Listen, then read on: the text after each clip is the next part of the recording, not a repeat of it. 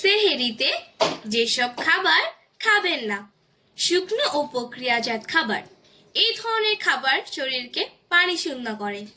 চা, কফি এবং এ জাতীয় খাবার পানি শূন্যতা বাড়ায়। উচ্চ চর্বি সমৃদ্ধ এবং তেলে ভাজা খাবার পাকস্থলীতে অস্বস্তি করে। আচার, বেশি মশলা জাতীয় খাবার, ভারী ডেজার্ট ও কোমল পানীয় হজমের সমস্যা হয়। সেহেরিতে যেসব খাবার খেতে পারেন: বেশি বেশি তরল খাবার খাবেন। লেবু, কমলা, শসা, তরমুজ, ডাবের পানি খেতে পারেন। লাল চালের ভাত, ওটস, রুটি, মসুর বা মুগ ডাল খেতে পারেন। সিদ্ধ ডিম, মুরগির মাংস, ছোলা, বাদাম, তোকমা ইত্যাদি খেতে পারেন। আঁশযুক্ত খাবার, সবুজ শাকসবজি, ফলমূল খেতে পারেন। টক দই, চিড়া এগুলো সেহরিতে ভীষণ উপযোগী।